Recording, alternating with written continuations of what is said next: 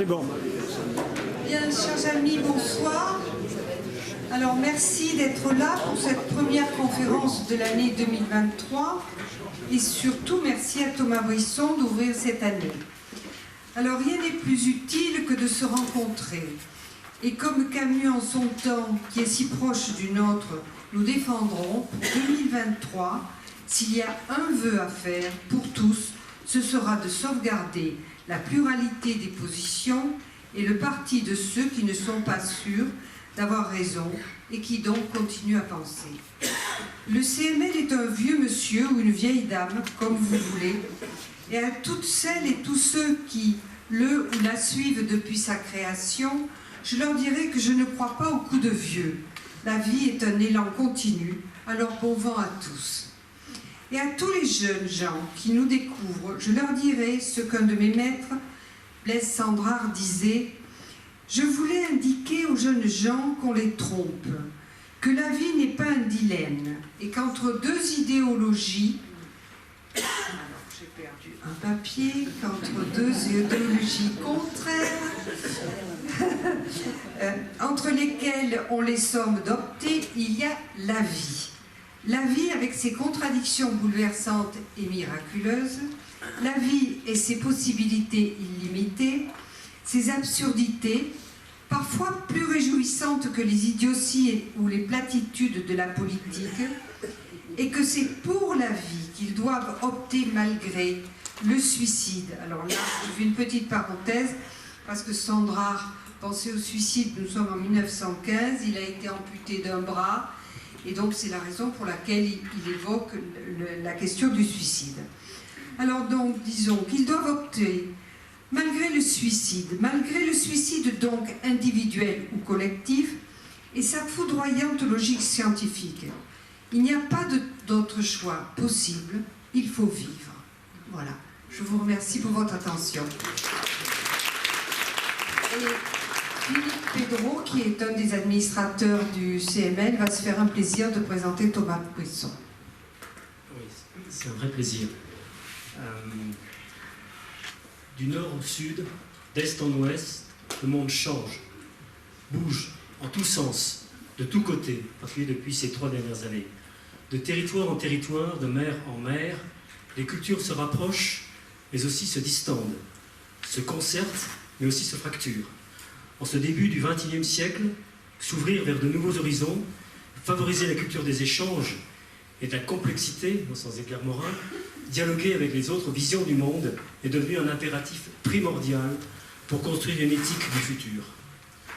Rien de plus facile en apparence dans ce monde du numérique où tout semble fluide, rapide, interactif, mais rien de plus difficile en réalité, en un temps rétracté où les réseaux sociaux et flux d'informations en continu occupent le devant de la scène, sans pouvoir saisir en profondeur ce que j'appelle, inspiré par des écrivains, la vraie musique de l'esprit et la richesse des récits individuels et collectifs. C'est pour ça que je suis très heureux d'accueillir au sein du CML Thomas Brisson, qui est professeur de sciences politiques, chercheur et directeur adjoint du CERSPA Laptop, c'est bien ça? CRESPA, c'est ça. CRESPA, pardon. Centre de recherche, unité mixte de recherche, chercheur associé aussi à l'Institut français de recherche au Japon, la maison franco-japonaise. Ses travaux portent sur la création des relations intellectuelles transnationales entre l'Occident et les anciens mondes impériaux. Voilà, je vous laisse tout de suite la parole pour le mettre au nom. Merci.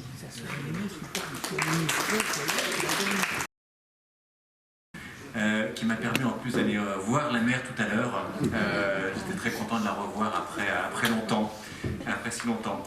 Voilà, je vais vous dire quelques mots aujourd'hui sur cette conférence que j'ai appelée, je ne savais pas trop comment l'appeler, alors je l'ai appelée sur quelques critiques de la modernité occidentale pour une approche située des intellectuels et des savoirs postcoloniaux, et je vais essayer de vous dire ce que j'entends par là, mais peut-être tout simplement vous dire que je vais vous parler en fait d'un livre publié en 2018, vous venez d'y faire référence, qui s'appelle « Décentrer l'Occident, les intellectuels chinois, arabes et indiens, la critique de la modernité », qui était une tentative, si vous voulez, que je vais essayer de vous résumer et puis dont j'essaierai de parler un peu plus librement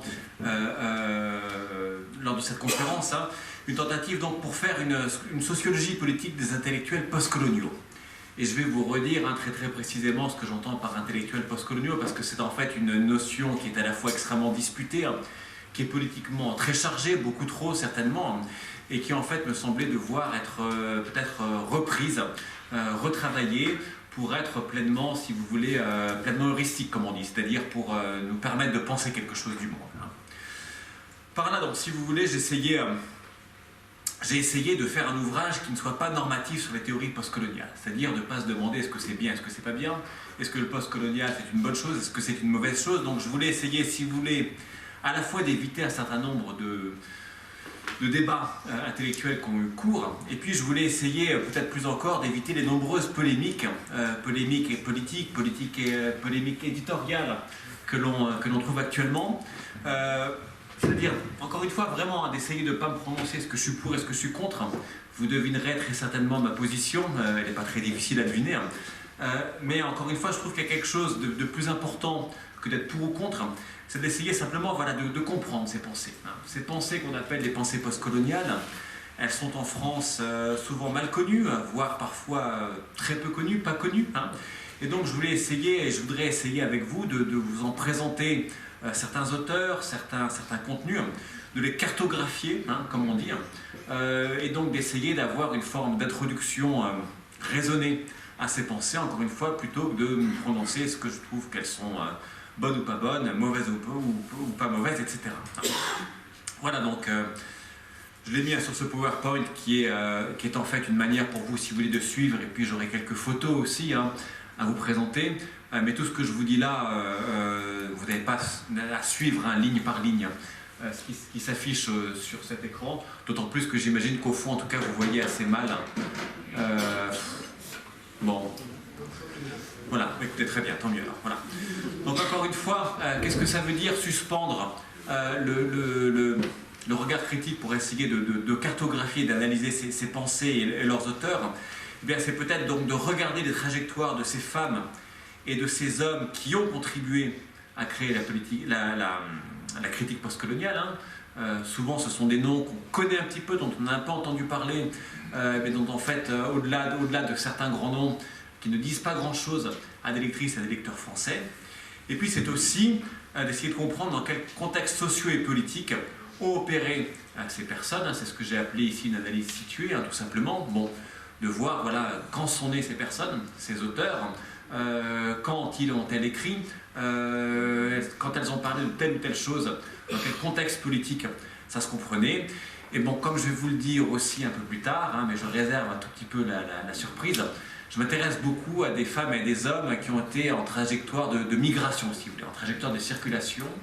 Et pour des raisons que je vais essayer de comprendre avec vous, ce sont pour beaucoup des personnes qui ont eu un discours critique sur l'Occident et qui paradoxalement ont travaillé en Occident. Ça, je vais vous le redire après. Voilà, donc en gros, il s'agit de faire des intellectuels postcoloniaux un objet d'interrogation pour la sociologie politique. Cette sociologie politique, c'est ma discipline d'inscription, si vous voulez. Et de ce point de vue-là, l'ouvrage donc partait d'une idée, partait d'un point de départ qui était un peu particulier. Il s'agissait de s'interroger, si vous voulez, sur des courants intellectuels qui étaient en apparence difficilement comparables. Alors je vais vous le dire, j'ai à la fois travaillé sur des intellectuels chinois ou sinophones, et puis sur des intellectuels qui viennent d'un autre courant qui est à la jonction, si vous voulez, entre des intellectuels arabes et des intellectuels indiens. Je vais vous redire tout ça, mais donc vous voyez mon premier objet d'interrogation, ce sont des intellectuels qu'on appelle des intellectuels néo-confucéens, qui se revendiquent d'un nouveau confucianisme, d'un néo-confucianisme, et qui sont en gros donc des Chinois des diasporas, donc plus aujourd'hui de la Chine populaire. La Chine populaire, pour des raisons politiques et idéologiques assez facilement compréhensibles, c'est complètement coupé de cet héritage confucéen. Donc seul le marxisme et le léninisme aujourd'hui est l'idéologie officielle de la Chine populaire. Mais par contre, vous trouvez dans les diasporas chinois, c'est-à-dire essentiellement Taïwan, Hong Kong ou Singapour, des intellectuels qui ont émigré dans un premier temps dans ces diasporas, et puis qui dans un deuxième temps, dans les années 1970, ont émigré en particulier aux États-Unis ou en Amérique du Nord, pour recréer, donc depuis une position diasporique, une forme de pensée confucéenne. Et ces intellectuels, je dirais un peu plus comment ça s'est passé, si vous voulez, ont proposé et continuent de proposer de revivifier donc, le canon confucéen, c'est-à-dire l'ancienne tradition du confucianisme, qui est une tradition qui a, alors selon la manière dont on compte, 20 voire 25 siècles de passé, et puis donc d'essayer, si vous voulez, de relire la modernité politique et scientifique occidentale à l'aune de ce confucianisme modernisé. Donc c'est un peu étrange, si vous voulez, mais en gros, on a aujourd'hui une Chine qui est une Chine en grande partie occidentalisée, qui s'est modernisée, si vous voulez, tout au long du XXe siècle. Et aujourd'hui, donc, vous avez des intellectuels chinois qui disent, eh bien, cette modernité occidentale, si on la lit à l'aune de notre confucianisme, qu'est-ce qu'on peut en dire? Quelle critique on peut y apporter? Quelles sont les apories, c'est-à-dire quels sont, si vous voulez, les blocages de cette modernité occidentale que l'on peut repérer à l'aune de notre propre tradition chinoise? Et puis, quelles alternatives le confucianisme peut-il éventuellement apporter? J'en ai mis quelques exemples ici, mais vous avez donc des penseurs qui disent qu'en termes d'écologie, en termes d'inégalité sociale, en termes de conflits de génération, eh bien, la pensée chinoise traditionnelle serait à même d'apporter un éclairage nouveau, un éclairage critique sur une modernité occidentale dont, nous disent-ils, qui a pu avoir un certain nombre de bienfaits, mais qui a aussi ses propres blocages, c'est-à-dire ses propres apories, ses propres impasses. Et encore une fois, donc, j'essaierai de vous dire un peu plus en détail en quoi ça peut consister. Voilà, donc vous l'avez compris, un premier ensemble de recherches qui est ces intellectuels chinois dits intellectuels néo-confucéens. Et puis deuxième groupe que j'ai cherché à comparer, à essayer de comprendre dans ce livre, des intellectuels qui sont cette fois des intellectuels arabes et indiens. Alors quelqu'un qui s'appelle Edward Said, dont je reparlerai un peu plus tout à l'heure, quelqu'un qui est né dans la Palestine mandataire pendant le mandat britannique, et qui s'est donc, si vous voulez, à la faveur des événements historiques, mis en relation avec un deuxième groupe qui est le groupe qu'on appelle des Subaltern Studies, qui sont cette fois des intellectuels indiens dont je parlerai aussi un petit peu tout à l'heure. Alors les uns comme les autres, si vous voulez, viennent de deux pays colonisés. Edward Said vient de la Palestine mandataire. Les Indiens viennent bien évidemment d'une région qui a été colonisée par la couronne britannique, qui était même le joyau de la couronne britannique, vous le savez. Et les uns comme les autres, eh bien, se sont installés, vous le voyez, dans des temporalités qui sont très comparables à celles des Confucéens. Ils se sont installés aux États-Unis autour des années 1970 et ont formé ce qu'on va appeler les post-colonial studies, donc les études postcoloniales, au tournant des années 1980-1990. Ce sont des femmes et des hommes, donc indiens, arabes, qui se sont demandé pourquoi est-ce que la décolonisation scientifique n'a pas eu lieu 10 ans ou 20 ans après la fin formelle des colonisations politiques. Rappelez-vous, en 1955, on a une conférence qui marque, si vous voulez, la décolonisation politique, qui est souvent considérée comme, on va dire, l'acte de naissance ou le moment où se cristallisent les décolonisations politiques. C'est la conférence de Bandung en 1955. Donc, conférence de Bandung en 1955 qui marque le basculement d'un ordre politique à un autre, un ordre politique de la colonisation vers un ordre politique qui est marqué par les décolonisations. Et donc, l'une des interrogations de ce groupe, c'est de se demander pourquoi est-ce que, si Bandung a lieu en 1955, en 1975, on a eu effectivement une décolonisation politique, mais pourquoi n'a-t-on pas eu une même décolonisation scientifique? Pourquoi est-ce que les peuples qui se sont libérés politiquement continuent de penser dans les langues, dans les références, dans les savoirs qui leur ont été légués ou imposés par le colonisateur? Encore une fois, je vais y revenir aussi. Pardon, excusez-moi. Alors, ces deux courants dont je vous parlais ici, le néo-confucianisme d'un côté, les post-colonial studies de l'autre, ne sont pas précisément post-coloniales au même titre. Vous avez un courant qui se revendique explicitement du postcolonialisme, c'est bien évidemment les post-colonial studies. Donc, si vous voulez, pour ces penseurs indiens et arabes dont je vous ai parlé, être postcolonial, c'est quelque chose qui est revendiqué, quelque chose qui est consciemment pensé. Pas du tout pour les intellectuels néo-confucéens qui n'ont qu'une relation extrêmement lâche avec les études postcoloniales au sens institutionnel, si vous voulez. Mais précisément, c'est la différence d'attitude chez ces deux groupes qui m'intéressait.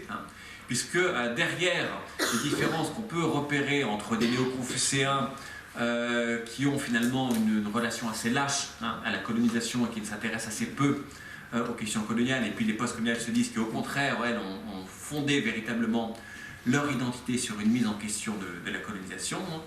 Et bien, donc derrière leurs différences, ces deux groupes présentent un certain nombre de similitudes qui m'ont intéressé dans l'ouvrage.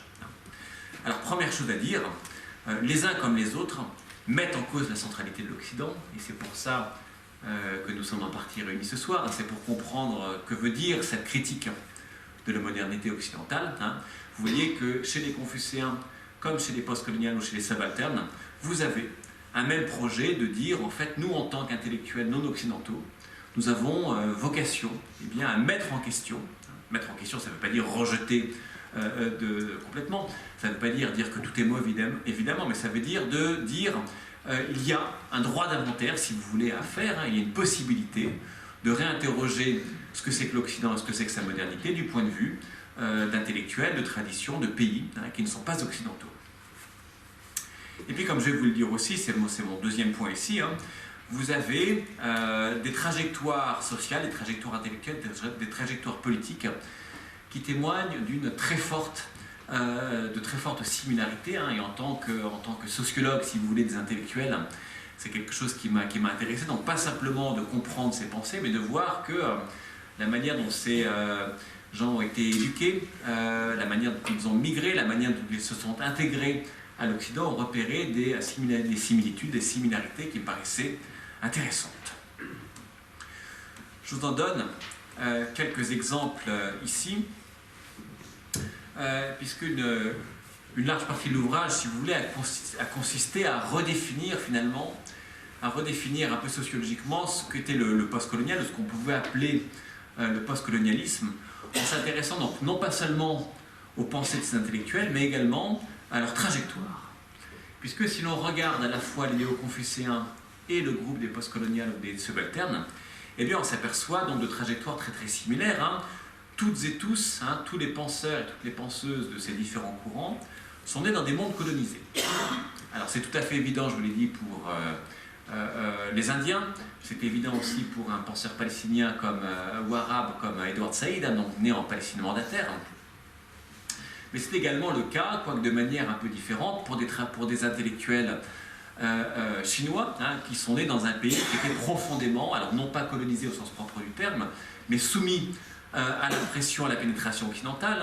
La Chine du début du siècle est une Chine qui est territorialement en partie occupée, en partie dans des ports, par les Occidentaux, qui a perdu un certain nombre de guerres face à ces Occidentaux et qui a été obligée de s'ouvrir de manière un peu traumatique, si vous voulez, à des systèmes politiques, des systèmes politiques et scientifiques qui ont profondément reconfiguré une pensée chinoise qui avait pour elle pourtant plus de 20 siècles d'histoire propre. Alors ce sont des intellectuels aussi qui ont été éduqués dans ces mêmes mondes colonisés.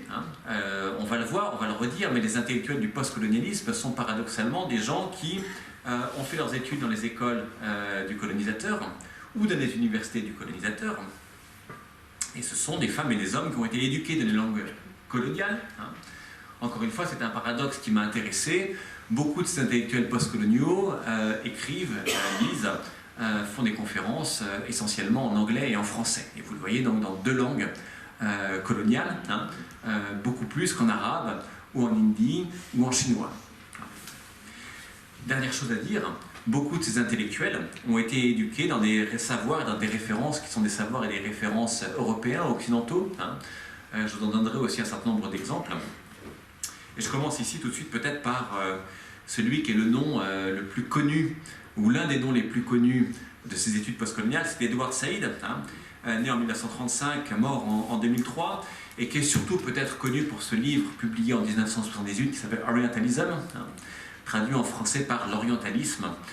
Il y a un sous-titre que j'ai oublié, mais qui en réalité ne contribue pas vraiment à la clarté de l'ouvrage, donc on peut d'autant plus l'oublier. Donc c'est un ouvrage qui va faire date, parce que c'est la première fois, si vous voulez, ou l'une des premières fois que vous avez un intellectuel qui va dire les savoirs qui ont été écrits par les Occidentaux sur les Orientaux, donc ce qu'il appelle lui l'orientalisme, sont des savoirs qui ont été complices, si vous voulez, d'une forme de domination des uns sur les autres. Et ce sont donc des savoirs qu'il nous faut, nous, en tant qu'intellectuels, nous, en tant que femmes et hommes issus des traditions non occidentales, qu'il nous faut reprendre, revivifier, critiquer, pour trouver une manière de parler de nous sans passer par l'Occident. Bon, vous voyez, donc c'est un ouvrage qui va marquer vraiment sa génération et puis qui va faire office un peu d'ouvrage de référence pour des intellectuels et pour des peuples non occidentaux. Mais ce qui est intéressant, si vous voulez, c'est quand vous regardez la trajectoire d'Edward Said. Alors c'est quelqu'un qui est né à Jérusalem, on l'a dit, au moment où Jérusalem était sous domination anglaise, hein, et c'est quelqu'un qui va faire ses études au Victoria College. Victoria College, je n'ai pas besoin de vous dire que c'est bien évidemment l'institution d'élite des Anglais à ce moment-là. Alors Victoria College au Caire, hein, la famille d'Edward Said va assez rapidement, comme un certain nombre de ces familles, de ces grandes familles bourgeoises arabes, hein, circuler entre plusieurs grandes villes du monde arabe, hein, donc elle passe de Jérusalem au Caire. Edward Said fait donc ses études en anglais et en français, il parle aussi très bien allemand, il lit le latin, il lit l'italien, donc vous voyez, il maîtrise profondément les langues occidentales. Et il va ensuite enseigner la quasi-totalité de sa vie à Columbia University à New York. Donc vous voyez, pour quelqu'un qui est considéré comme le porte-parole des peuples colonisés, des peuples non occidentaux, c'est quelqu'un qui en même temps est profondément imbibé, si vous voulez, de culture occidentale. Hein.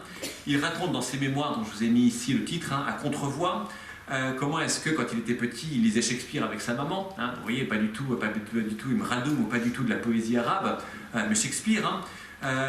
Comment est-ce qu'il a fait sa thèse sur Conrad.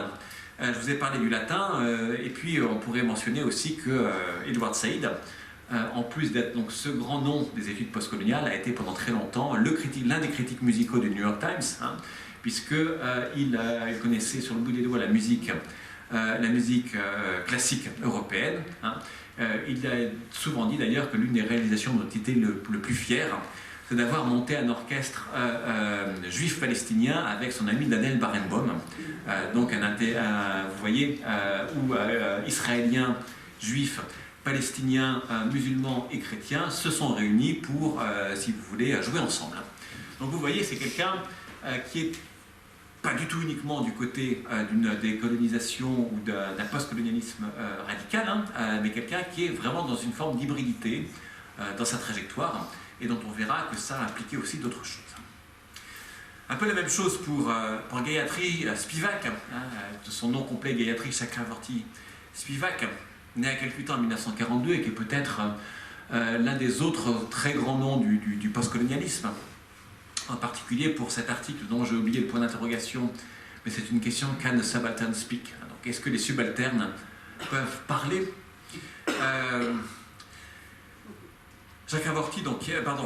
Gayatri Chakravorty Spivak, né en Inde au moment où l'Inde va d'ailleurs se libérer de l'occupation anglaise, mais qui fait également, vous le voyez, ses études en anglais au Presidency College. Hein.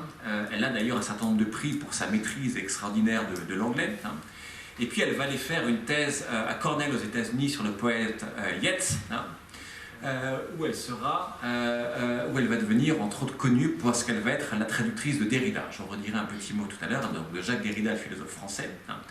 Et elle va devenir un University Professor à Columbia. C'est la première fois depuis le début de l'existence de l'institution qu'une femme non blanche, comme on dit aux États-Unis, hein, qu'une femme de couleur, comme on dit ici parfois aux États-Unis, on peut le dire nous plus simplement, une femme qui n'est pas ni américaine ni européenne, va accéder au titre de University Professor. Hein. Bon, et vous voyez, c'est intéressant, donc c'est quelqu'un qui à la fois maîtrise complètement les codes et les canons européens. Hein. C'est quelqu'un qui, comme Edward Said, travaille sur des sujets un tout petit peu à l'interface, finalement, entre la centralité occidentale et puis quelque chose qui est un tout petit peu différent. Hein. Spivak, elle a travaillé sur Yeats, hein, Yeats qui est un poète à la fois anglophone et puis qui a revivifié la langue irlandaise traditionnelle. Hein. De la même manière que Said, il a travaillé sur Conrad. Vous voyez, c'est à la fois un auteur classique du panthéon anglais, et puis Conrad, c'est quelqu'un qui au départ qui était polonais, qui a changé de langue, et donc vous voyez que ça correspond un peu à leur trajectoire eux-mêmes. Voilà, donc tout ça pour vous dire que ces intellectuels sont des intellectuels un peu à la fois insiders et outsiders, qui se trouvent à la fois un pied dans les traditions européennes et puis un pied à l'extérieur, qui sont à la fois indiens et intéressés et formés dans les langues du colonisateur, ou bien arabes, palestiniens, entre deux. Excusez-moi. Je vais vous lire, si vous voulez, ne vous escatez pas les yeux à essayer de lire ce texte qui est long. Je vais vous lire simplement la manière dont un autre grand nom des études postcoloniales, qui s'appelle Dipesh Chakrabarty, Chakrabarty il est très connu pour cet ouvrage à la fois très connu et généralement peu lu, qui s'appelle Provincialiser l'Europe. Je vous lis donc simplement la manière dont Chakrabarty a parlé de son enfance dans une Inde qui venait à peine de se libérer de la tutelle anglaise. Voilà ce que dit Chakrabarty, et je trouve que c'est très, très, très éloquent. Le mot Europe ne me troubla aucunement durant mon enfance et ma jeunesse bengali, dans une famille de classe moyenne de la Calcutta postcoloniale.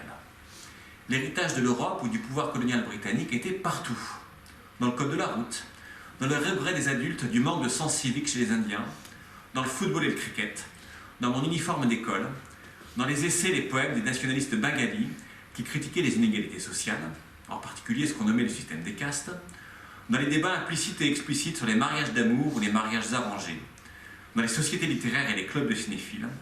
En pratique, dans la vie de tous les jours, l'Europe n'était pas un problème qu'il convenait de nommer et de discuter consciemment.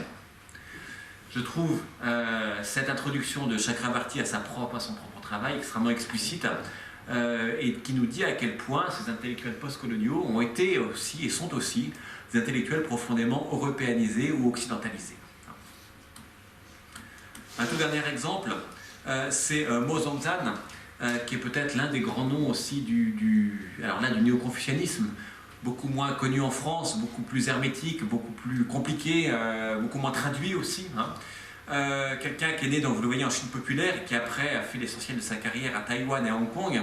Et si je vous en parle aussi, c'est parce que derrière cet homme qui est resté très attaché à la culture chinoise, qui est beaucoup moins dialogique, si vous voulez, qu'ont pu l'être les intellectuels indiens ou arabes dont je vous ai parlé juste auparavant, c'est quand même quelqu'un qui a traduit et commenté les trois critiques d'Emmanuel Kant, donc la critique de la raison pratique, de la raison pure et de la raison... j'ai oublié laquelle là maintenant, je ne la retrouve pas maintenant. Critique de la raison pure, de la raison... La faculté de juger, c'est la troisième. Bon, bref, la troisième critique, vous me pardonnerez ça pour le moment, ça n'est pas très grave. Peut-être le plus important pour nous, c'est que vous voyez, critique de la faculté de juger, voilà, ça y est. Vous voyez chez ce penseur chinois, donc vous avez en même temps un dialogue constant avec la pensée européenne la plus classique, au point que Mo Zongzan nous dit à un moment qu'il pense avoir identifié des failles chez Emmanuel Kant et qui pense que la pensée confucienne classique peut combler ces failles. Donc vous voyez encore une fois un auteur très attaché à sa tradition de pensée propre et en même temps profondément immergé dans un dialogue avec l'Occident. Alors, quels enseignements on peut tirer, si vous voulez, de la similarité des trajectoires de ces intellectuels postcoloniaux, tels que j'ai essayé de vous les résumer à grands traits ici? Peut-être la première idée, c'est l'idée qu'une séparation nette entre des intellectuels occidentaux d'un côté et non occidentaux de l'autre ne tient pas. Qu'on a dès le début du mélange, qu'on a dès le début de l'hybridité, qu'on a des intellectuels qui ont toujours finalement un pied dans une tradition, un pied dans l'autre. Alors là, ce que je vous dis ici, ça n'est pas que un argument anthropologique sympathique, ça l'est évidemment, mais c'est au-delà de ça. C'est au-delà de ça parce que, si vous voulez, cette espèce d'hybridité fondamentale des intellectuels postcoloniaux, elle est le résultat d'un rapport de force, qui est un rapport de force politique, économique et culturel. Puisque, si vous voulez, ils sont et elles sont nés, ces hommes et ces femmes sont nés dans des sociétés qui ont été, dès le départ, reconfigurées profondément par l'Occident, reconfigurées en particulier au moment des impérialismes et des colonisations. Voilà, si vous voulez, des intellectuels donc, qui sont partie prenante d'une modernité scientifique et politique occidentale qui s'est imposée à leur société. Gayatri Spivak, dont on parlait, a forgé, si vous voulez, l'expression de violence épistémique pour dire quelque chose, si vous voulez, de ces intellectuels indiens, arabes, chinois, d'une certaine manière, qui n'ont pas le choix que de penser aussi à travers les catégories, à travers les références, à travers les langues d'une tradition occidentale qui s'est imposée à leur société.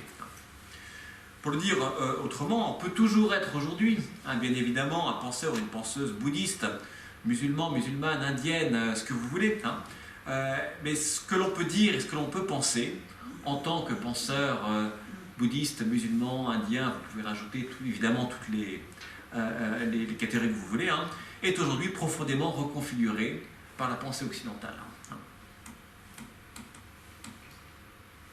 Pardon, excusez-moi.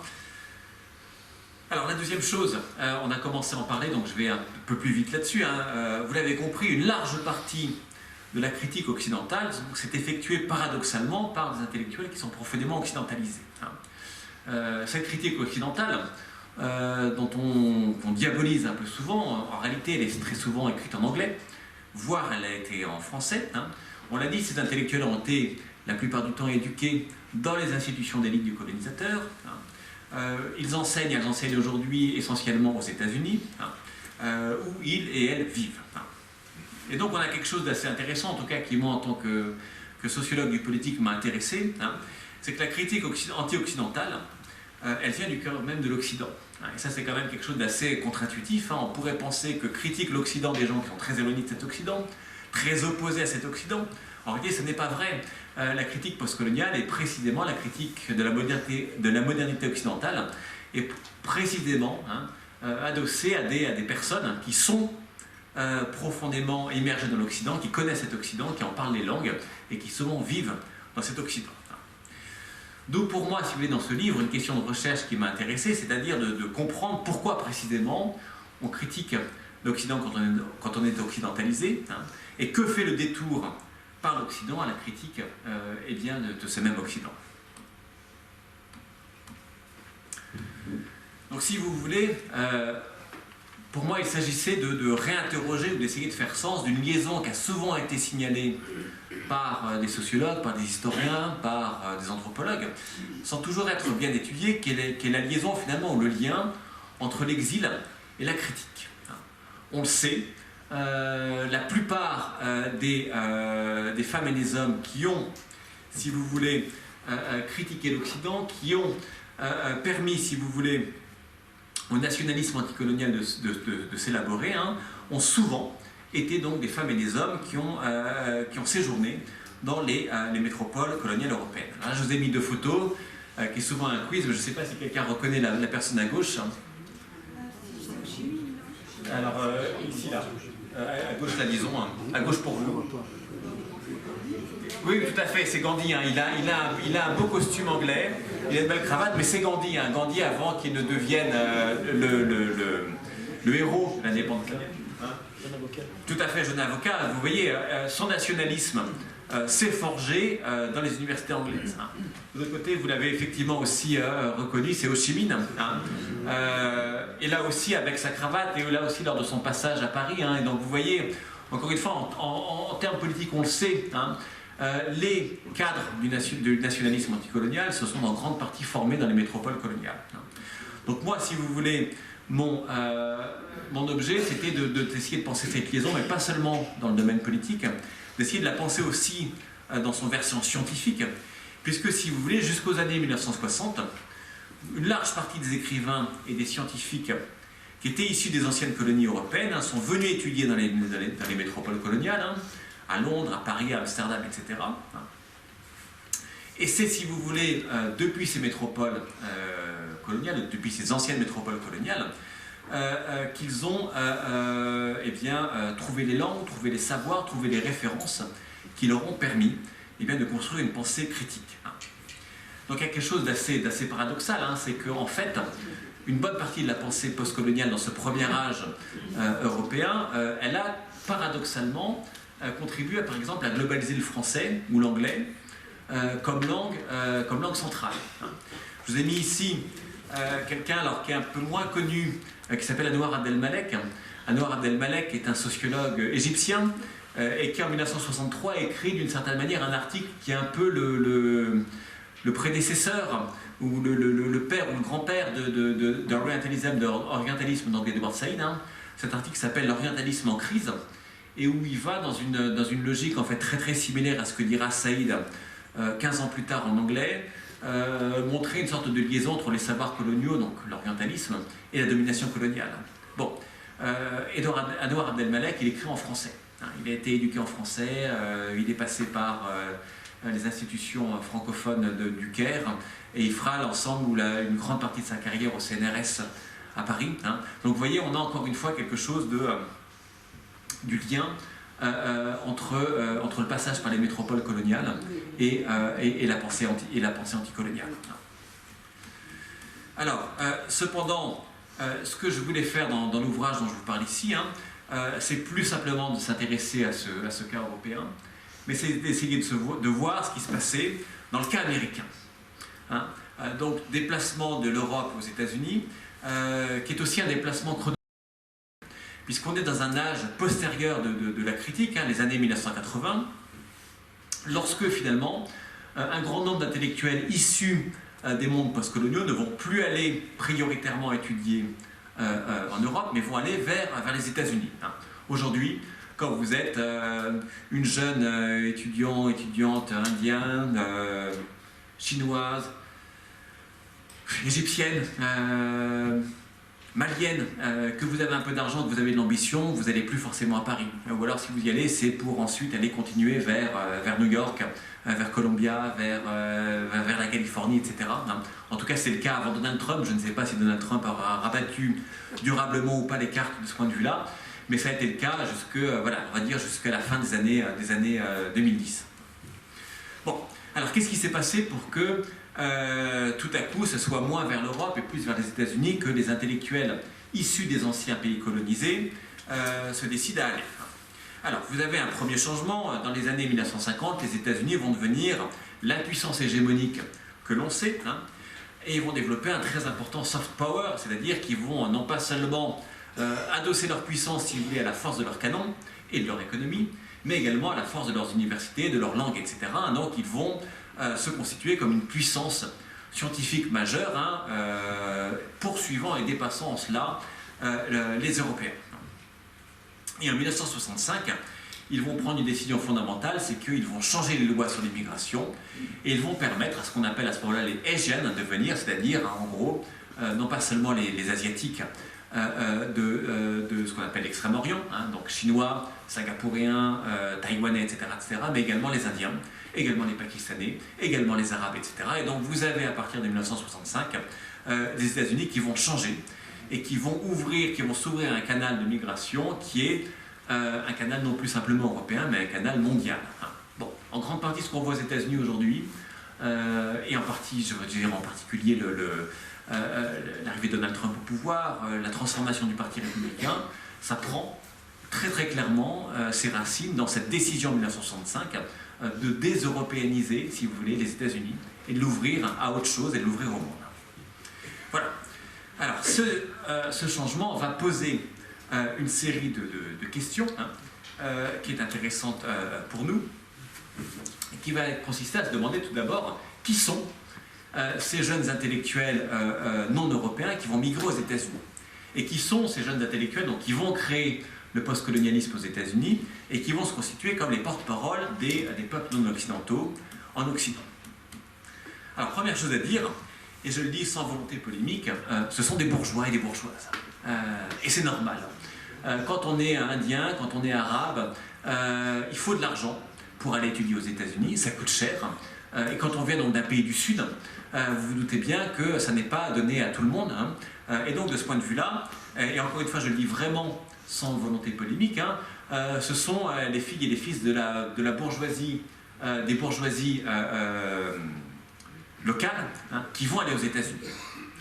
Bon, et ça implique quelque chose d'important pour nous. C'est que si vous voulez, pour s'attaquer à l'Occident, en plus du cœur même de l'Occident, pour devenir Edward Said qui va écrire l'orientalisme depuis Columbia, pour devenir Gayatri Spivak qui va écrire ses articles également depuis New York, Dipesh Chakrabarti dont je vous ai parlé est à Chicago, etc., il faut des capitaux.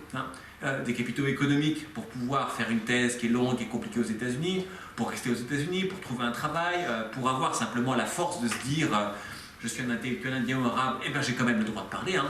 Et donc tout ça, vous le voyez, suppose une certaine origine sociale. Alors une deuxième chose, moi, qui m'a beaucoup intéressé, si vous voulez, en regardant un peu les trajectoires de ces intellectuels, je regarde le temps, je peux encore... 10-15 minutes. Merci. Alors c'est qu'on est, N''OST, on n'est pas un ou une intellectuelle postcoloniale, mais on le devient.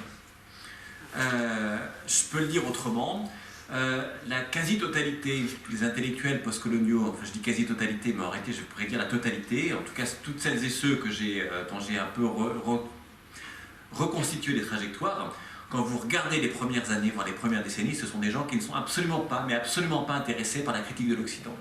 Et qui ne sont en général même pas trop intéressés par leur culture d'origine, et en tout cas par constituer leur culture d'origine comme un pôle d'opposition à l'Occident.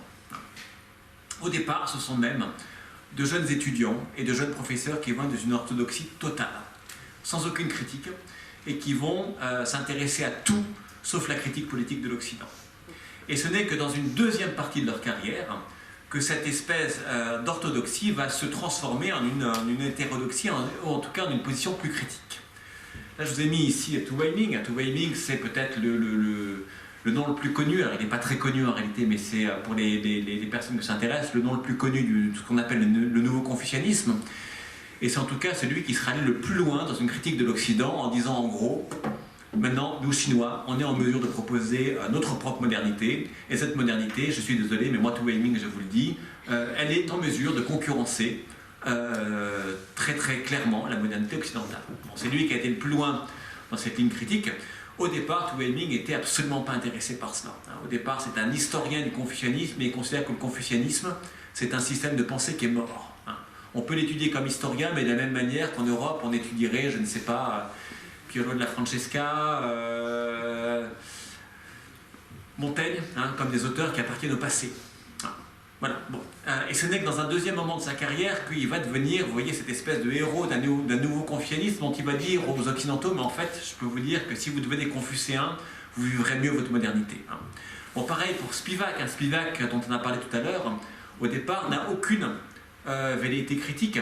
Elle a même dit dans ses mémoires, j'aurais pu rester à Calcutta et je serais devenue très probablement une spécialiste de Yeats, de poésie anglaise tout à fait classique. Et ça n'est que dans un deuxième moment de sa carrière qu'elle va devenir cette espèce de porte-parole, non seulement des peuples non occidentaux, mais également des femmes non occidentales, puisque c'est une femme, et on en redira un mot, c'est important. Edward Said, c'est pareil. Edward Said ne s'intéresse pas du tout à la Palestine, ne s'intéresse pas du tout à l'orientalisme, aux questions critiques, avant d'écrire l'orientalisme en 1978, c'est-à-dire finalement assez tardivement dans sa carrière. Je vous ai mis ici, vous voyez, une photo de, excusez-moi, d'Egléadri Spivak qui arrive un peu tard, avec Jacques Derrida, qu'elle a donc traduit. Voilà, donc il me semblait, si vous voulez, assez important et assez intéressant de complexifier un peu cette relation entre l'exil et la pensée critique. Je vous ai dit tout à l'heure, mon projet c'était un peu finalement de faire pour le domaine scientifique ce que d'autres ont fait pour le domaine politique. Pourquoi est-ce que Gandhi devient l'apôtre du nationalisme indien en Angleterre? Pourquoi est-ce que d'autres le font quand ils viennent étudier à Paris ou bien à Amsterdam, etc. Bon, moi je voulais le faire avec cette fois non pas des politiques mais des scientifiques, des intellectuels. Et il me semble qu'il faut dire deux choses à la fois. La première, c'est qu'il y a un lien fort entre l'exil et la pensée critique. C'est évident, c'est parce que ces femmes et ces hommes sont venus au cœur même de l'Occident qu'ils ont pu adosser, arrimer, si vous voulez, une critique de l'Occident. Donc il y a un lien fort entre l'exil et la pensée critique. C'est bien parce que ces intellectuels sont des intellectuels déplacés, pourrait-on dire, qu'ils peuvent aussi déplacer les cadres du pensable le plus établi, voir ce que les Occidentaux ne voient pas, parce que les Occidentaux sont dans ce système qui fait sens pour eux naturellement. Et donc je crois qu'il y a évidemment un lien fort. Mais en même temps, il faut aller plus loin que ça, puisque d'une certaine manière, la plupart des exilés ne sont pas du tout des gens qui vont renverser les orthodoxies. La plupart des exilés sont conservateurs. Je le dis encore une fois sans jugement de valeur. Mais on a un sociologue qui nous a bien appris cela, c'est Abdelmalek Sayad, alors qu'il est lui un sociologue non pas non pas des migrations intellectuelles, mais des migrations de travail. Abdelmalek Sagad a travaillé essentiellement sur les migrations algériennes en France, et en particulier les émigrations ouvrières. Bon, Sagad a très bien mis en valeur quelque chose qu'on retrouve dans, j'ai envie de dire, la plupart des migrations, c'est que les exilés, les immigrés cherchent avant tout à être polis, à ne pas faire de bruit. On baisse la tête, on ne revendique pas, on n'est pas chez nous et donc on ne fait pas de bruit. On ne fait pas de bruit, et donc vous voyez, il y a quand même quelque chose à comprendre. Pourquoi est-ce que certains, au bout d'un moment, décident, en tout cas dans le domaine intellectuel ou politique, eh bien qu'en fait on va réinterroger la société dans laquelle on se trouve. Ça ne va pas de soi en réalité. Donc à la fois, si vous voulez, l'exil est une dimension fondamentale de la critique, et pourtant, il est loin de donner systématiquement lieu à cette critique. Alors ça veut dire qu'il y a en fait d'autres médiations, d'autres choses à penser et à dire. Et donc la chose par laquelle je vais peut-être terminer quand même, c'est, si vous voulez, qu'il faut interroger peut-être également les sociétés dans lesquelles ces intellectuels se sont trouvés. Et dans notre cas, comprendre la société américaine. En réalité, ces intellectuels postcoloniaux sont aussi les fils et les filles de transformations qui se sont passées aux États-Unis dans les années 60 et 70. Alors, je vous ai mis ici quelques photos. Ces intellectuels sont passés, si vous voulez, par des universités qui vont être à l'avant-garde d'un mouvement qui a transformé les États-Unis dans les années 60 et 70. Alors, ce sont tout d'abord des universités d'élite. Alors, il y a aussi quelque chose qui est assez intéressant. On se représente souvent les intellectuels postcoloniaux comme des critiques du pouvoir occidental. En réalité, ils et elles sont installés dans les universités qui sont le plus représentatives de ce pouvoir occidental. Les grandes universités de la côte Est, Yale, Columbia, Cornell, etc., etc.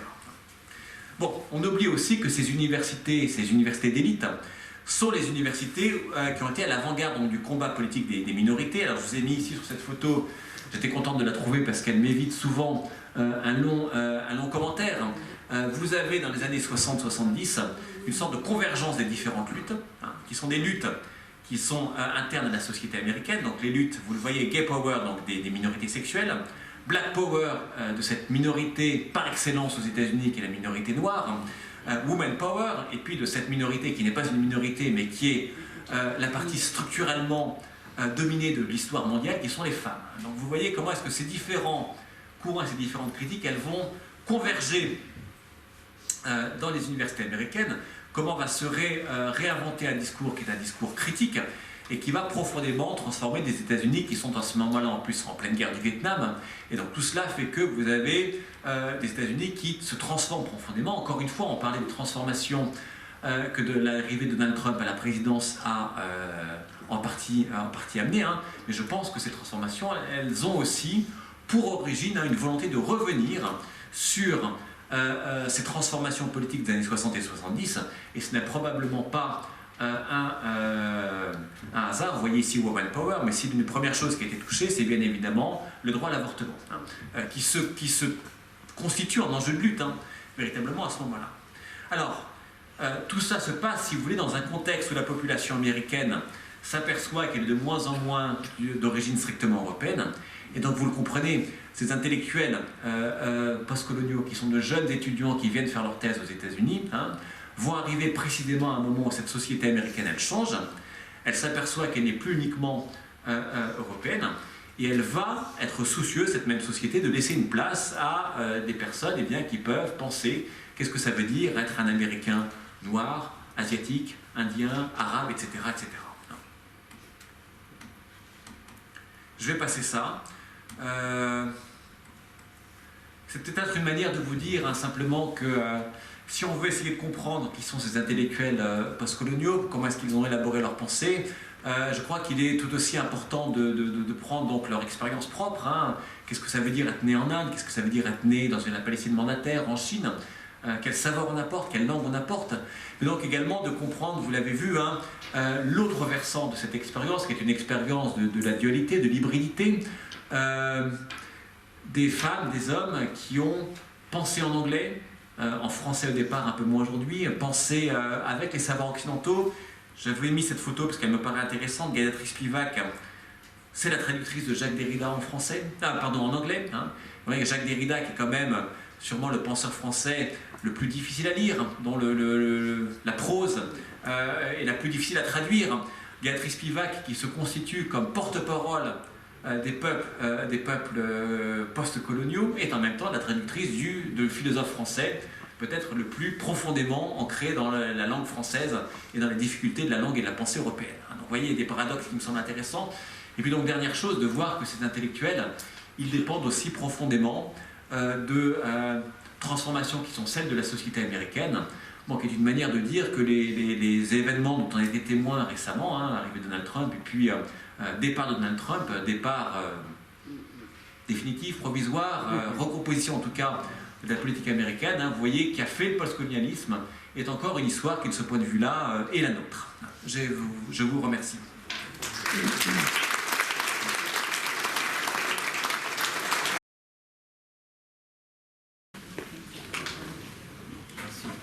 Ma question est très simple. Qu'est-ce que c'est que le postcolonialisme?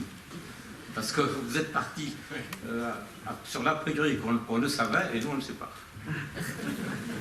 Alors ma réponse est très compliquée parce que votre question est très simple évidemment.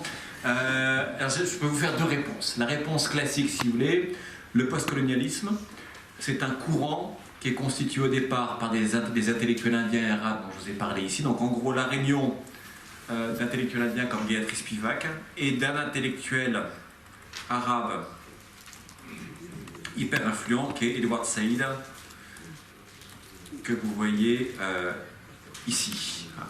Et donc, premier sens du terme, le plus classique, c'est une tentative pour réinterroger les savoirs et les textes occidentaux à la lumière d'une expérience qui est celle de peuples non occidentaux.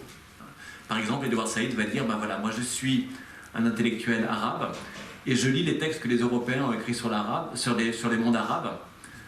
Qu'est-ce que ça me dit? Qu'est-ce que je vois qui cloche? Qu'est-ce que je vois qui, pour un arabe, est inacceptable, complètement faux, fantaisiste, etc. Bon, donc si vous voulez, le premier sens du terme, c'est ça, c'est cette tentative pour réinterroger les savoirs européens du point de vue d'intellectuels qui ne sont pas européens. Dans un sens un peu plus large, qui est le sens en fait, que j'essaie de prendre dans ce livre, c'est l'effort pour aller au-delà de ce courant donc, qui s'appelle les postcolonial studies, les études postcoloniales, et pour voir qu'en fait vous avez des gens qui ne se revendiquent pas du postcolonialisme, mais qui ont, dans leur critique de l'Occident et dans leur trajectoire de penseurs et de penseuses, finalement quelque chose de très similaire par rapport à ces intellectuels indiens et arabes du postcolonialisme. Donc c'est pour ça que je vous ai parlé un peu de ce courant qu'on appelle le néo-confucianisme. Hein. C'est des intellectuels qui ne se revendiqueraient pas du tout d'une approche postcoloniale, mais c'est en fait aussi des femmes et des hommes qui ont mis en cause la centralité de l'Occident, et la centralité intellectuelle en particulier, et puis dont il se trouve qu'ils et elles habitent, travaillent, pensent, souvent depuis l'Occident, donc depuis les universités américaines, et puis en grande partie en anglais. Donc voilà ma réponse en deux temps, si vous voulez. Je peux préciser, hein, si vous avez besoin, je peux...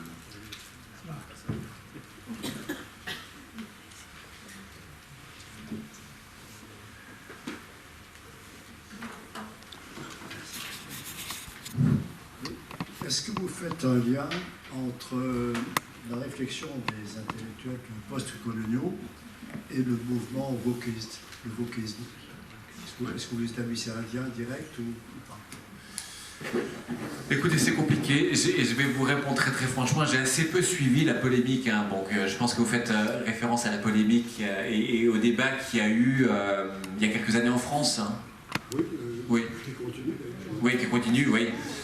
Bon, qui a été en partie lancé par, si ma mémoire est bonne, par l'ancien ministre de l'Éducation, qui a été reprise par une partie de cercle. Alors, ce qui est intéressant, c'est que ça coupe complètement à ce qu'étaient les pôles traditionnels d'organisation de la pensée en France entre la gauche et la droite. Hein, parce que vous avez autant des gens qui appartiennent à la droite qu'à la gauche française. La liaison qu'on peut faire, si vous voulez, c'est qu'au départ, ce qu'on appelle le mouvement woke, mais dont je ne suis pas sûr qu'il soit très très unifié, hein, effectivement, à certaines de ses références, c'est la pensée postcoloniale. Ça serait Edward Said, ça serait des gens comme Béatrice Pivac, etc. À ceci près, si vous voulez, qu'aujourd'hui, je pense que non seulement ça s'est transformé parce que c'est un mouvement qui ne correspond plus, si vous voulez, à ce qu'était l'université ou à ce qu'étaient les questions que Said ou Spivak pouvaient poser dans les années 80-90. Hein. C'est un contexte complètement différent. Je pense que ça a une dimension militante beaucoup plus qu'intellectuelle. Je ne connais pas, mais encore une fois, je connais assez mal ces questions. Mais je ne connais pas de texte, si vous voulez, théorique de ce que serait le wokisme. En tout cas, je n'en ai pas entendu parler. Donc je pense que c'est assez différent. Et puis, dernier élément, je pense que c'est un groupe qui a été unifié de manière polémique par ses adversaires en particulier. Donc je ne suis pas sûr, encore une fois, qu'il y ait une vraie homogénéité conceptuelle, théorique du groupe. Mais peut-être je peux me tromper. Voilà, donc une réponse, vous voyez que je ne suis pas très à l'aise là-dessus, mais parce que je connais mal les choses, une réponse pour vous dire, il y a très certainement une forme de reprise de certains textes théoriques, mais la réalité de ce qu'il y a derrière me paraît en fait assez différente. Ça me semble être une dérive, une dérive de ce que vous avez dit. En tout cas, je pense qu'il y a peut-être des liens au départ, hein, mais il y a quelque chose qui s'est transformé profondément. Hein. Ouais. Bon, je pense qu'effectivement, ce sont des choses assez différentes. D'autres questions? Oui, merci pour votre intervention. Est-ce que vous pensez qu'on peut associer dans les études postcoloniales des historiens qui ne sont pas originaires de pays qui ont été dominés, colonisés, etc. Ouais, ouais. On a en France un courant qui se baptise études postcoloniales. Je pense à Pascal Blanchard en particulier. Ouais, ouais. Donc, est-ce qu'ils sont dans le prolongement? Et puis, vous avez beaucoup parlé de ces pays, mais c'est un choix que vous avez fait, mais on peut aussi intégrer dans ces mouvements les leaders nationalistes africains qui ont tous été formés en France, dans des grandes écoles normales, etc., et qui ensuite ont renvoyé à la France ses propres valeurs et réclamé leur indépendance au nom des valeurs révolutionnaires de la France, et de la République. Bien sûr. Absolument. Alors, merci pour votre question, vos remarques qui me permettent un peu de préciser mon propos. Sur la première question, oui, absolument. On peut aller au-delà des historiens. Vous avez un certain nombre de philosophes, de littéraires, Éric Fassin, Elsa Dorlin, d'autres, qui ne sont pas du tout issus des pays colonisés et qui s'inscrivent dans un courant postcolonial au sens où ils ou elles cherchent à penser une forme de continuité de la domination coloniale. En tout cas, sa réactualisation ou sa poursuite par différentes modalités. Donc de ce point de vue-là, oui, absolument. Ce qu'on appelle le courant postcolonial, là, dans le premier sens, j'essaie de ce que j'ai essayé de préciser en réponse à la première question, est un courant qui s'est assez rapidement institutionnalisé, structuré,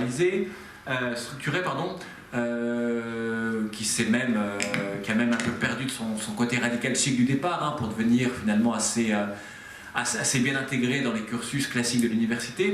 Et donc de ce point de vue-là, il s'est ouvert aussi à des personnes venant d'horizons autres, et y compris à des gens qui n'ont pas du tout d'origine postcoloniale.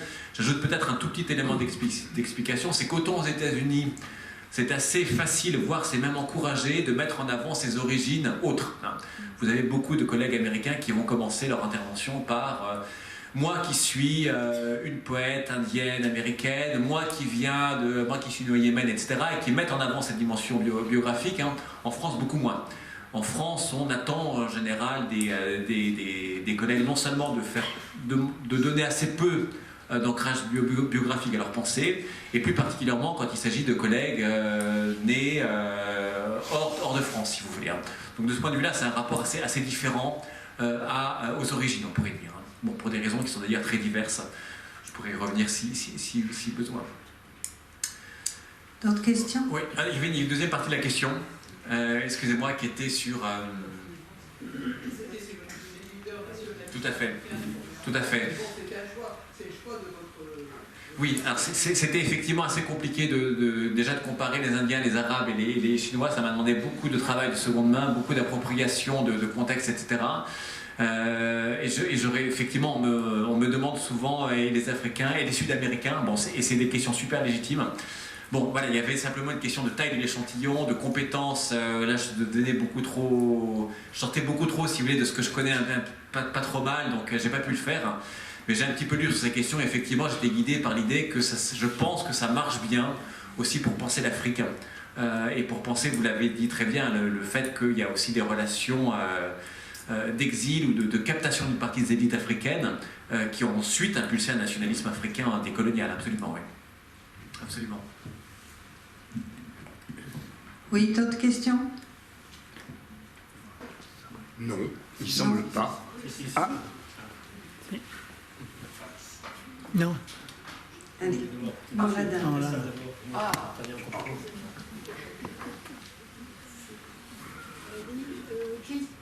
Quels sont les points essentiels de la critique de l'Occident dans la pensée décoloniale, postcoloniale, pardon, et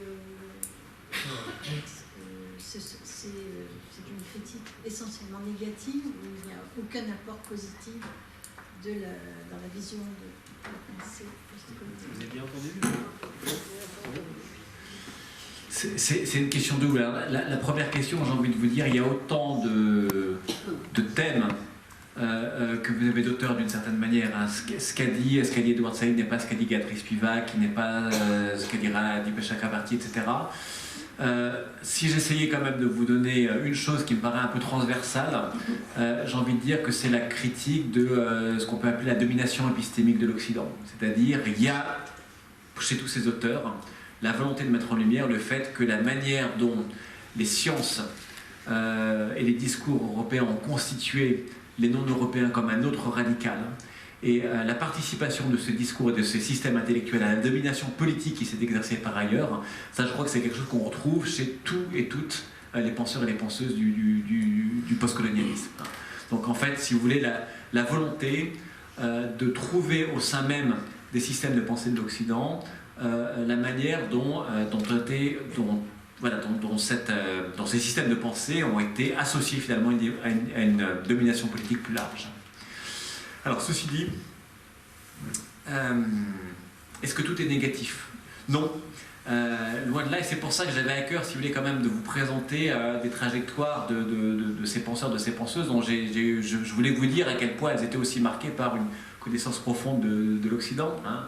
Said qui lit Shakespeare avec sa mère, Spivak qui est premier prix d'anglais à Calcutta et qui va travailler sur Yeats, Mosong Sam qui traduit Kant et le critique au sens d'une critique positive, hein, c'est-à-dire pas forcément une critique axiologique, mais une critique, on peut penser, on peut élaborer des choses. Oui. Constructive, oui. Donc de ce point de vue-là, je crois qu'il y a chez toutes et tous une volonté de nuance. Bon, l'exemple le plus accompli serait peut-être Edward Said. Hein. Edward Said publie ce qui est quand même un peu un brûlot polémique, hein, qui est organisable en 1978. L'année suivante, il se sent obligé d'écrire une préface pour dire « Attendez, je suis contre l'idée que seuls les Arabes pourraient parler des Arabes, les Africains des Africains, etc. Et je suis contre l'idée que la culture occidentale serait réductible à un simple appareil de domination. » Bon, le dernier livre de Said, l'un de ses derniers, est consacré à Adorno, hein, qui est quand même une référence aussi classique, hein, de l'Occident et de l'Europe.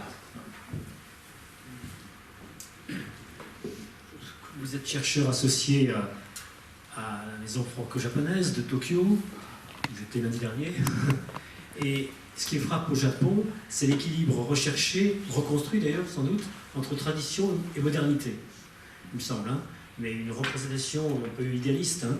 Alors, est-ce que derrière la pensée postcoloniale, il n'y a pas ce souci de ne pas perdre totalement les traditions ancestrales qui datent de plusieurs siècles, disons, comme l'ont fait, je crois, les Japonais, me semble-t-il, mais je connais beaucoup moins le Japon que vous, même si j'ai un neveu japonais, voilà.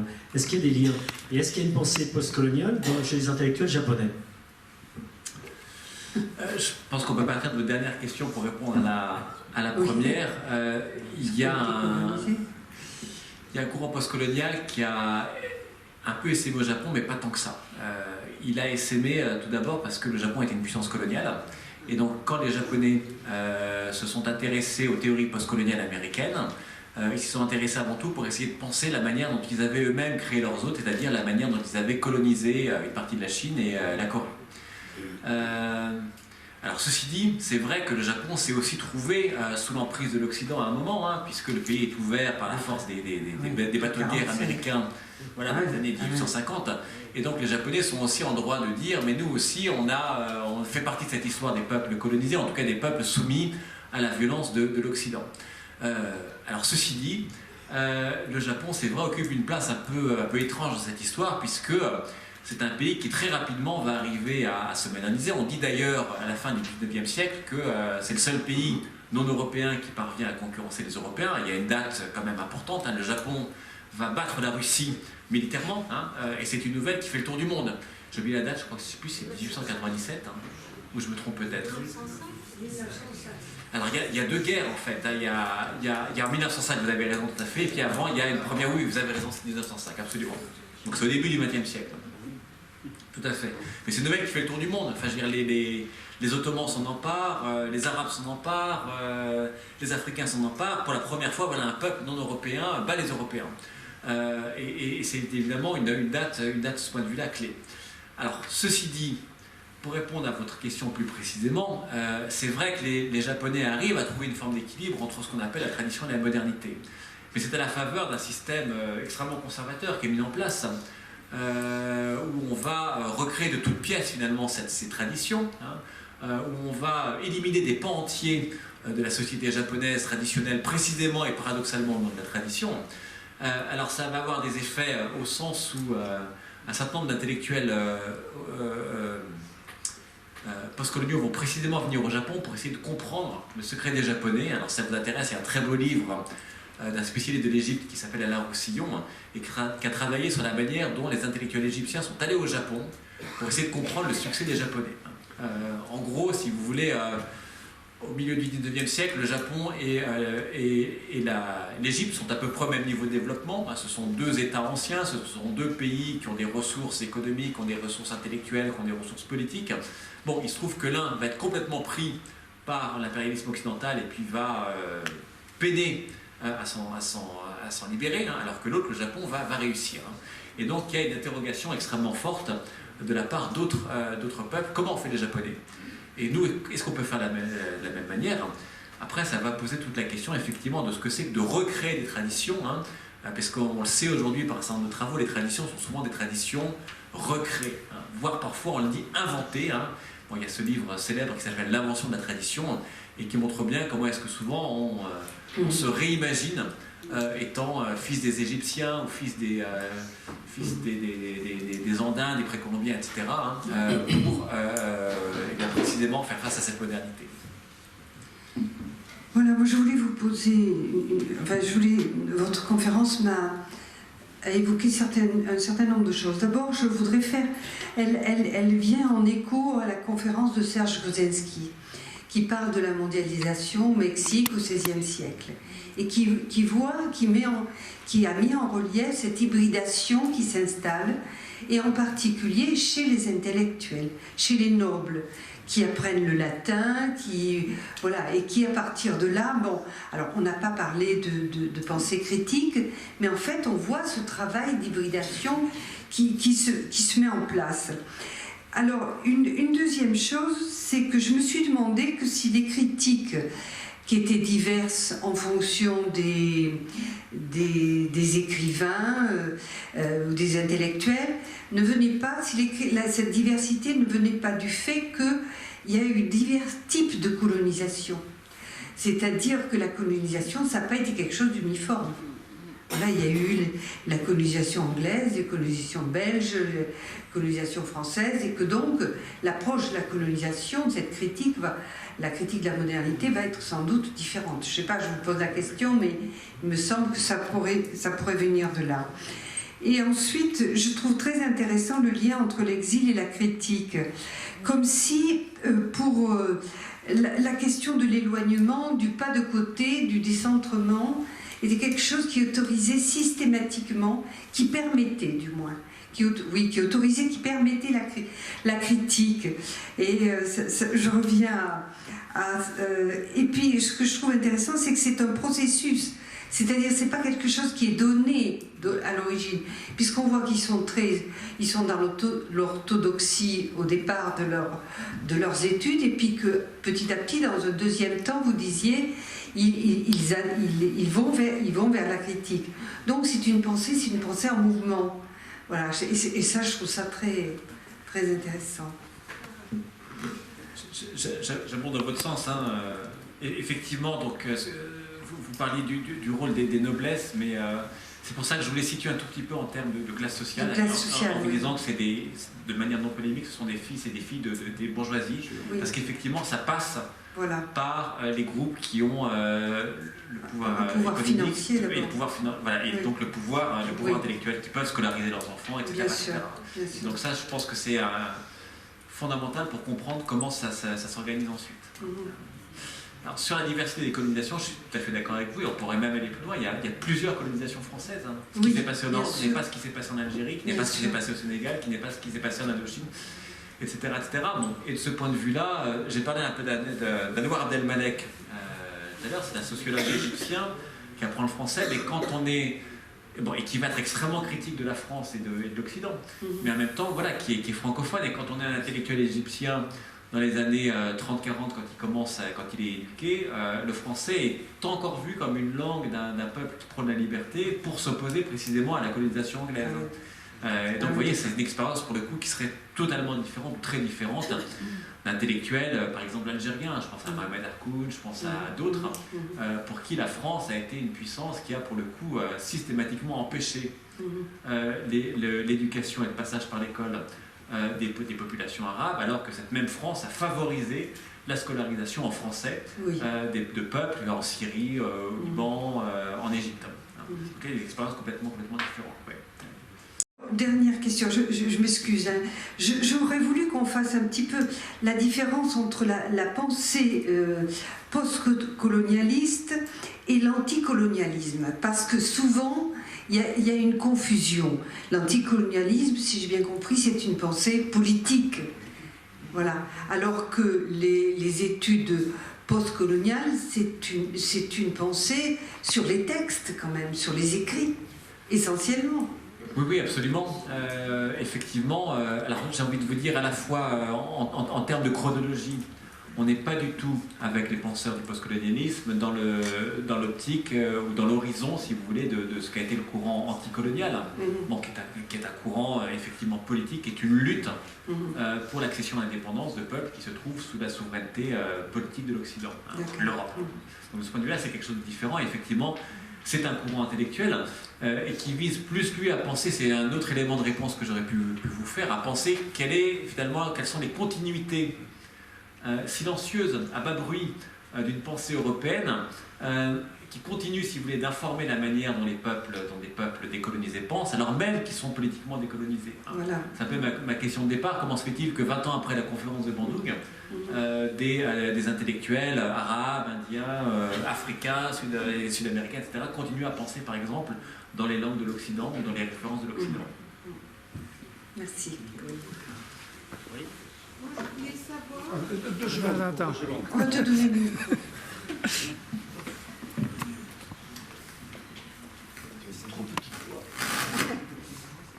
Merci. Vous avez parlé souvent, vous avez utilisé le mot science. Et je ne vois pas en quoi, par exemple, vous mettez les mathématiques dans les sciences quand même. Et je ne vois pas en quoi il y a une pensée qui va différer avant le colonial et après le colonial. La façon dans la recherche, la rigueur du raisonnement mathématique, c'est le même pour tout le monde, quelle que soit la langue et quel que soit le chercheur, non? Deux éléments de réponse. Oui, vous avez raison, j'ai été trop vite, j'aurais dû le dire. Sciences, j'entendais essentiellement sciences humaines et sociales. Donc en gros, sociologie, anthropologie, psychologie, etc. Alors, tout petit autre élément de réponse, en réalité, on sait aujourd'hui que par exemple l'introduction des mathématiques occidentales ont modifié la manière dont les mathématiciens chinois pensaient les mathématiques. Mais ceci dit, là, ce n'est pas des questions que je connais parce que c'est des questions qui supposeraient une connaissance mathématique que je n'ai pas du tout.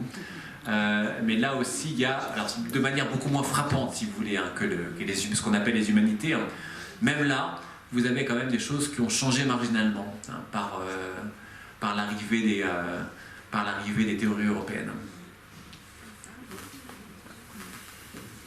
Il y a une autre question. Voilà. La dame en vert. La dame en vert.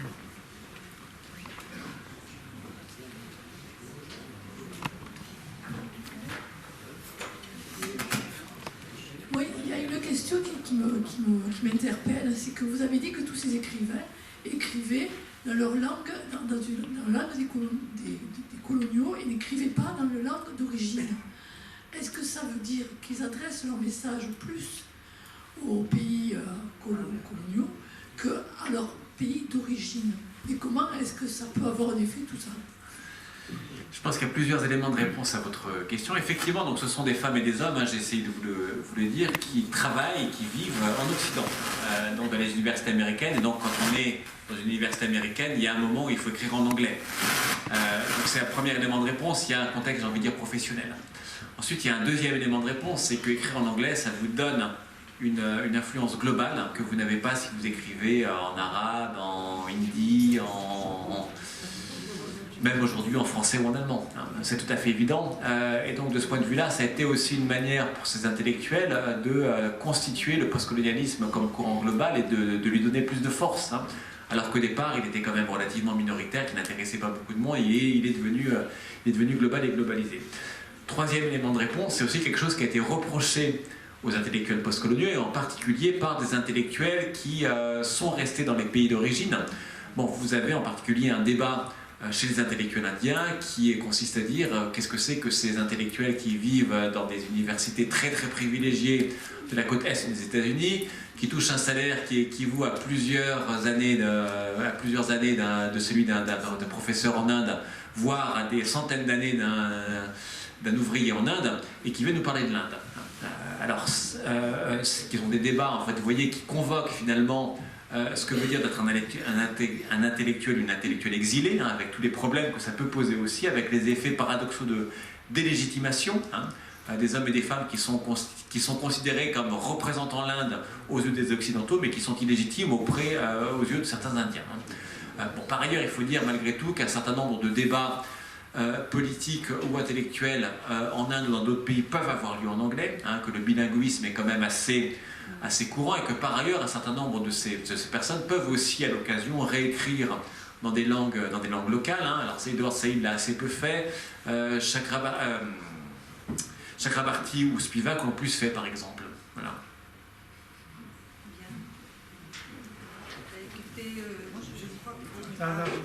Oui, question.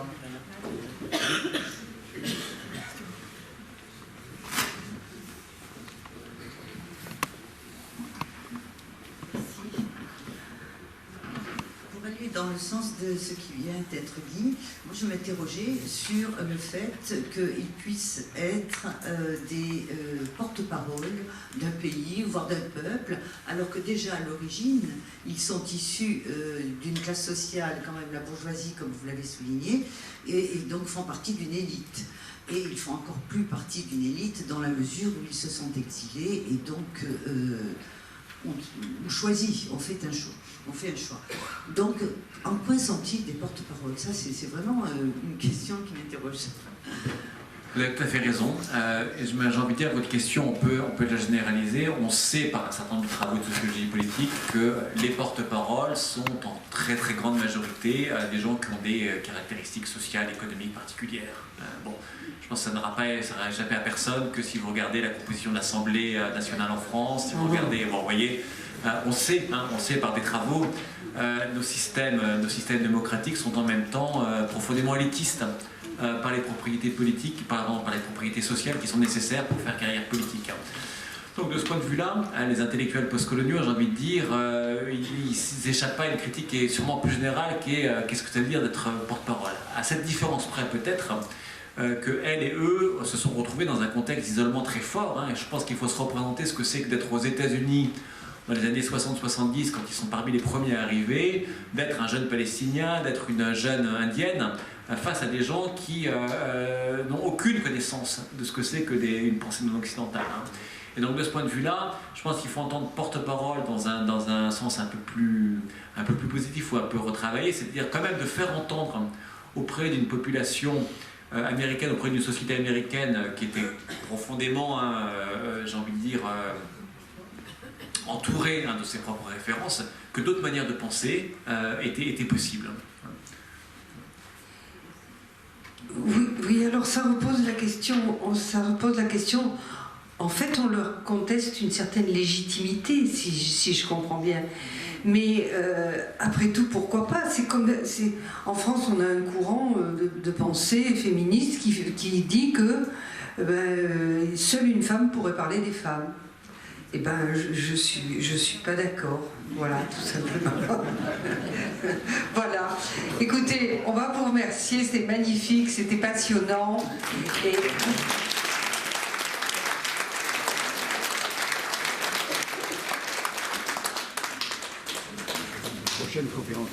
Prochaine conférence. La prochaine. Ah oui, la prochaine conférence, c'est Marc Répond.